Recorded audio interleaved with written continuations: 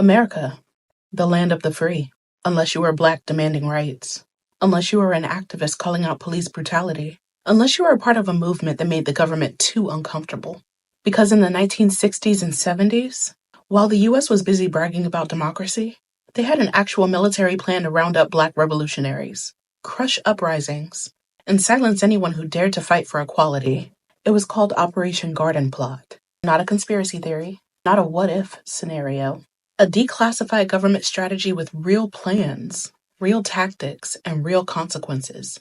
And if you think that sounds like some Cold War propaganda from a bygone era, you might want to take a closer look at today's headlines. Here's what happened. By the 1960s, America was being forced to reckon with itself. The civil rights movement was gaining momentum. Black Panthers were patrolling their own neighborhoods and openly challenging the police. Anti-war protests were shutting down entire cities. And the US government? They weren't about to let that slide. They came up with Operation Garden Plot, a military plan designed to monitor Black revolutionaries, suppress protests before they turned into movements, and if necessary, round people up and detain them in military camps. Yes, actual detention centers for American citizens on American soil. Because apparently the idea of Black people fighting for freedom was a bigger threat to the US government than the actual Klan. And that's where the Garden Plot tactics came in.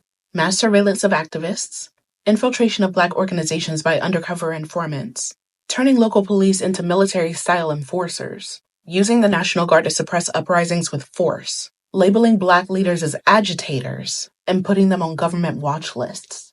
And when the government wasn't just spying, they were sabotaging. The FBI used Garden Plot tactics to harass MLK, Malcolm X, and Fred Hampton. They planted informants in the Black Panther Party, just to stir up internal conflicts. They even worked with local police to assassinate leaders before they got too powerful. And the worst part is that these tactics never went away. They never had to fully activate Garden Plot because they built a system where they wouldn't have to. They replaced military detention camps with mass incarceration. They swapped FBI surveillance vans with social media monitoring. They stopped calling them agitators and started calling them thugs. Look at Ferguson. Look at the BLM protests. Look at how quickly the government deploys riot police, tanks, and mass arrests. The second Black people start demanding justice, that's Garden Plot in action. It was never just a Cold War contingency plan. It was a blueprint, and they're still using it.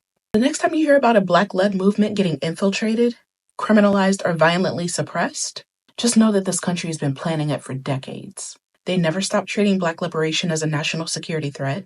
They just got better at hiding it behind the word order.